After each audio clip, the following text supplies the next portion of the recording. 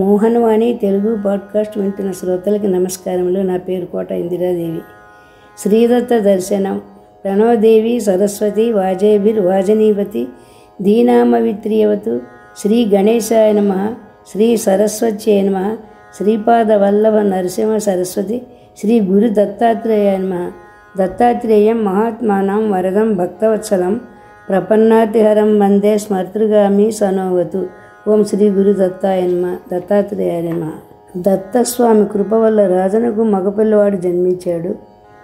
వానితో ప్రాణభయం ఉందని పిల్లవాడిని ఒక రాక్షసుడు ఎత్తుకుపోయి వశిష్ఠాశ్రమం దగ్గర వదిలేశాడు. ఆశ్రమంలో పిల్లవాడు పెరిగి సకల విద్యాపారంగతుడైనాడు. ఇప్పుడు ఇక్కడ రాజుగారి అంతఃపురంలో పిల్లవాడు కనిపించలేదని ఆతృత మొదలైంది. వాళ్ళు ఎక్కడున్నాడని వెతకడం మొదలుపెట్టారు. ఆ విషయం గురించి ఇప్పుడు మనం చెప్పుకుందాము. పిల్లవాడు వెంటపడి పరుగున రావడంతో తల్లి సంగతి మర్చిపోయారు వాళ్ళు అక్కడ. పాపం ప్రసవ వేదంలో సొమ్మసిల్లి పడిపోయిన ఆ తల్లి కొంతసేపటికి తెప్పరిల్లి అరదర్శన కళ్ళతో పిల్లవాడు కోసం చేతులతో తడుముకుంటూ చూసుకోగా పిల్లవాడేడి ఆవిడ గుండె గుహిళ్ళు మంది. దాసీలంతా మేమెరుగం అంటే మేమెరుగం అన్నారు. క్షణాలలో అంతఃపురంతా గగ్గోలు పెట్టింది. పురిటిల్లైనా సందేహించకుండా చక్రవర్తి స్వయంగా పరిగెత్తుకు వచ్చి దగ్గరుండి అంతఃపురం అంతా జాగ్రత్తగా వెతికించాడు. ఏమి లాభం? మహారాణి గుండెలు తల బాదుకుంటూ ప్రాణాలు పోయేలా ఏడుస్తోంది. లోపల దుఃఖపు పొంగు అదుముకోలేక రాజుకు గుండెలు అవిసిపోతున్నాయి. మహారాణిని ఆపడం ఎవరి వల్ల కావటం లేదు. అయ్యో భగవంతుడా, ఇదేమి మాయ, ఏమిటి చిత్రం? ఇంతలో పిల్లవాడు ఏమైపోయాడు? ఎవరెత్తుకుపోయారు? ఎవరికి మేము అపకారం చేశాం? అయ్యో, ఎంత అందగాడే నా బిడ్డ. విష్ణుమూర్తే పుట్టాడనుకున్నానే. కళ్ళతో తనివి తీరా చూసుకోనైనా చూసుకోలేదే. అయ్యో, వంశోద్ధారకుడు ఇన్నాళ్ళకి పుట్టాడనుకున్నానే. అయ్యయ్యో దత్తాత్రేయ స్వామి, స్వామి దేవా, నువ్వు వరమిచ్చావయ్యా. కొడుకు దీర్ఘాయువు చక్రవర్తి అవుతాడని వరమిచ్చావయ్యా. నా తండ్రి, నీ మాటలు కూడా కలలేనా? నా తండ్రి, కలలో కూడా నెత్తిన పాలు పోసావు గదయ్యా. స్వామి, ఇప్పుడు ఇలా నిప్పులు పోస్తున్నావేమిటయ్యా? జరిగిందంతా కూడా స్వప్నమేనా స్వామి? ఓరి నా బిడ్డ, ఎంత పాపిష్టి దాని కడుపున పుట్టావురా. ఎక్కడున్నావో, ఏం కష్టాలు పడుతున్నావో. ఓయమ్మో, నేను అందరి పిల్లల్ని కాజేశానో పూర్వజన్మలో. ఏ తల్లి బిడ్డలకు ద్రోహం చేశానో దైవమా. ఎవరైనా దాచుకొని ఉంచిన సొమ్మును అపహరించానేమో. భోజనాల వేళ వచ్చిన అతిథిని కసిరి పంపేశానేమో. అయ్యో, శ్రాద్ధ భక్తులకు కడుపు నిండా అన్నం పెట్టలేదేమో. అయ్యో, ఏం పాపం చేశానో. నా అదృష్టం తడుక్కున మెరిసినట్టే మెరిసిందనుకునే లోపలే మాయమైపోయింది. అయ్యో, మళ్ళీ ఎన్ని జన్మలెత్తితే మాత్రం మళ్ళీ నాకు ఇలాంటి కొడుకు పుడతాడా? స్వామి దత్తయ్య, మమ్మల్ని ఇలా మోసనం చేయటం ధర్మం కాదయ్యా అని ఆవిడ విలవిలా ఏడ్చి అసలే పచ్చి ఒళ్ళు అవటం వల్ల, ఆ పైన ఈ కడుపు చుమ్మల ఘాతం అవటం వల్ల స్పృహ తప్పి పడిపోయింది. మహారాజు కూడా కొంతసేపు మహారాణిలాగా దుఃఖావేశంలో కొట్టుకుపోయాడు. కానీ అతను పురుషుడు, ఆ పైన మహారాజు, అదిగాక సహజంగానే ధీరుడు, అన్నిటినీ మించి వివేకశీలి కనుక గుక్క తిప్పుకొని జాగ్రత్తగా ఆలోచించసాగాడు. ఇంతలో మహారాణికి తెలివి వచ్చి మళ్ళీ ఏడవసాగింది. అప్పుడు రాజు రాజరికపు మర్యాదలను పక్కకు పెట్టి ఆమె పక్కనే నేల మీద చతికిలి పడి వెన్నుని మృదు గొల్లగా ఓదార్చసాగాడు. దేవి, స్వామి అనుగ్రహం మనకుంది. స్వామి అనుగ్రహాన్ని మనం శంకించరాదు. ఆ అనుగ్రహమే లేకపోతే అసలు పిల్లవాడు ఎలా కలిగాడు చెప్పు? ఆయన మనం అడిగిన వరాల కంటే అధికంగా ఇచ్చాడు. అలాంటి స్వామి మనల్ని వంచిస్తాడా? అది ఎప్పటికీ జరగదు. పోనీ అదలా ఉంచు. నీకు వచ్చిన స్వప్నం ఎంత దివ్యమైంది. సౌనక మహామునీంద్రులు అంతటి వారు దాని ఫలం ఏమని చెప్పారు? నువ్వే ఆలోచించు. పిల్లవాడు కనిపించలేదు, అంతేగాని ఆపద జరిగినట్లు ఆచారం ఏమీ లేదు కదా. కనుక మన స్వామి అనుగ్రహాన్ని శంకించరాదు. అయితే జరిగిన దాంట్లో ఏదో దేవరహస్యం ఇముడి ఉంటుంది, మనకు తెలియదు. అది స్వామి చెప్పాడు, సౌనక ముని స్వామి చెప్పాడు. ఇంకా సందేహమా? మన పిల్లవాడు మన ఇంటికి తప్పకుండా తిరిగి వస్తాడు. దుఃఖం పనికిరాదు. మళ్ళీ దత్తస్వామినే ప్రార్థిద్దాం లే. రాజభార్య ఇలా ఓదార్చుకుంటూ ఉండగా ఉన్నట్టుండి నారద మహర్షి వచ్చాడు అక్కడికి. మహర్షి రాగా మంచి శుభసూచకం అని ఆనందిస్తూ అర్ఘ్యపాద్యాదులతో సత్కరిస్తున్న రాజును చూసి, అలా ఉన్నారేమిటయ్యా అన్నాడు. రాజు తన గోడంతా చెప్పుకున్నాడు. రాజు అంత ఉద్వేగంగా చెప్పుకుంటే తేలిగ్గా కొట్టిపారేశాడు నారదుడు. ఏం భయం లేదు, వాడే వస్తాడు, వచ్చి చిరకాలంచి మిమ్మల్ని సేవిస్తాడు అనేసి ఆయన మళ్ళీ తన దోమ తాను వెళ్ళిపోయాడు. ఆయనకి నిమిషం కాలు నిలవదు. ఆ మాటలు వినేసరికి మహారాణికి కూడా కొంచెం ధైర్యం వచ్చింది. దత్తాత్రేయ స్వామి వరాలు పొల్లైతే అమ్మో లోకాలు తలకిందులైపోవా, ఆ స్వామే తమకు గతి అనుకుని ఆ రాజదంపతులు పరస్పరం ఓదార్చుకుంటూ దత్తస్వామిని ప్రార్థించుకోసాగారు. నమోస్తు తస్మై పరిశుద్ధ బుద్ధయే విశుద్ధ విజ్ఞాన గణాయ సాక్షినే ద్విజాయ దేవాయ చ దేవహేతవే మునీశ్వరాయ త్రిసుతాయ యోగిన్ వృజిన జలధి సాపారం ప్రాపయేధ్య ప్రపన్నాన్ సుతమమర సుతాభం యో దత్తదేవ తమహమర పూజ్యం సిద్ధవంచం శరణ్యం పురుష వృషభమాజ్యం త్వాం ప్రపన్నోస్మి భూయ. స్వామి, నీవిచ్చిన పుత్రుణ్ణి నీవే రక్షించు తండ్రి అని ఇందుమతి దేవి ప్రార్థించసాగింది. స్వామి, జగద్గురు, ఈ సంసార సంకటాల నుంచి మమ్మల్ని ఉద్ధరించు తండ్రి.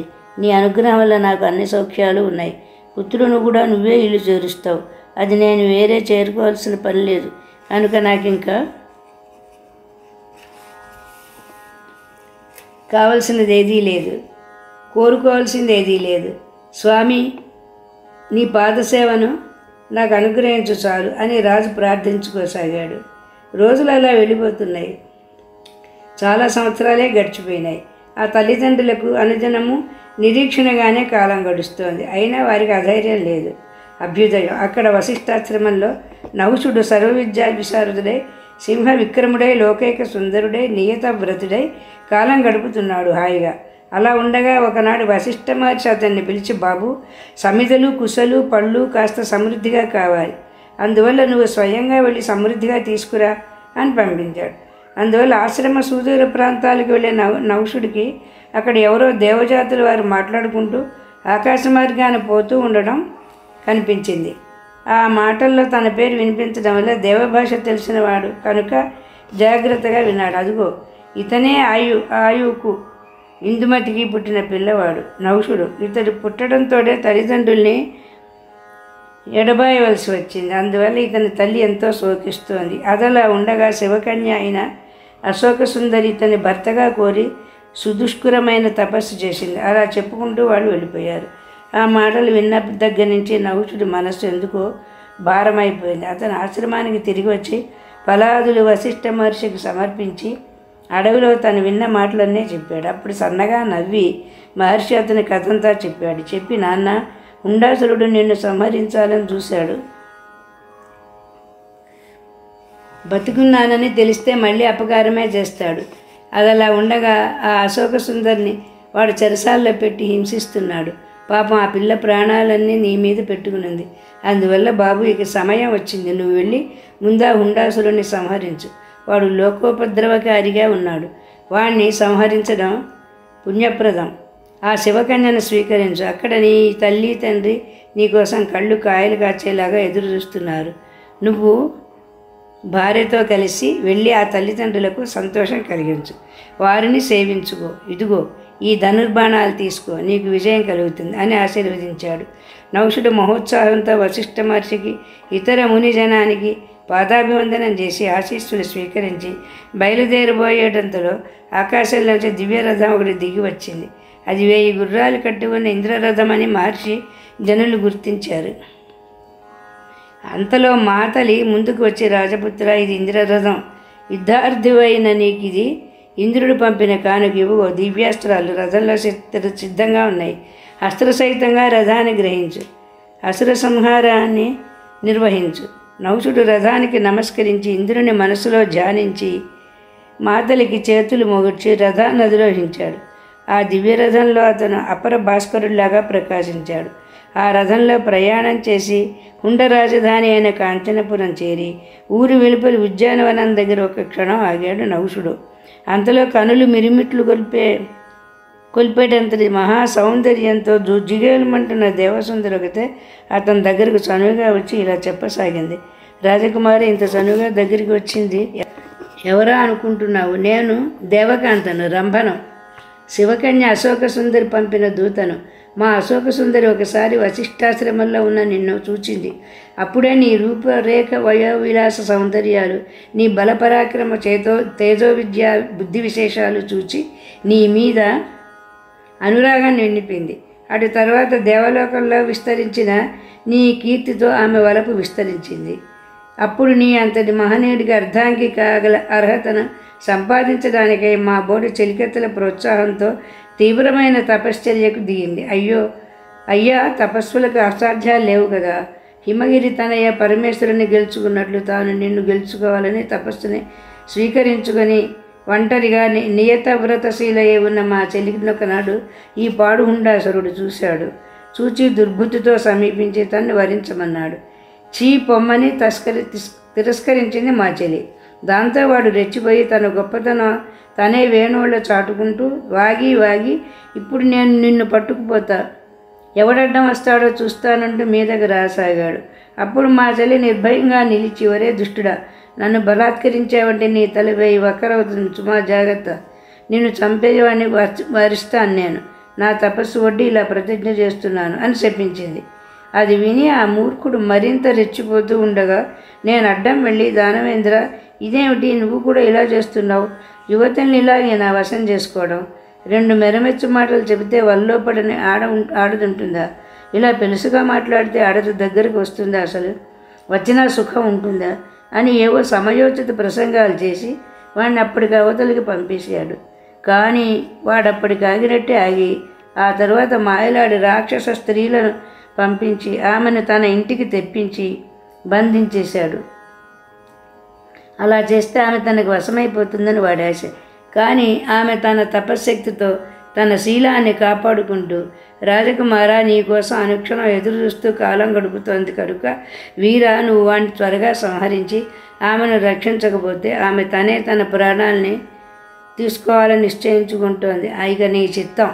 ఆ మాటలు విని నౌసుడు గంభీరంగా తల ఊచి, అందుకోసమే మేము ఇక్కడికి వచ్చామని మీ సఖితో చెప్పండి అని ఆమెను పంపివేసి భూనభోంతరాళాలు బద్దలయ్యట్టు విజయశంకరావం చేశాడు. తర్వాత జరిగింది వచ్చే వారం చెప్పుకుందాం. జయ గురుదత్త, శ్రీ గురుదత్త.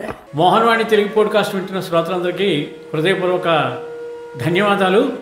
వినండి, వినిపించండి, వింటూనే ఉండండి మోహన్వాణి తెలుగు పోడ్కాస్ట్. మీరు వింటున్నారు మోహన్వాణి.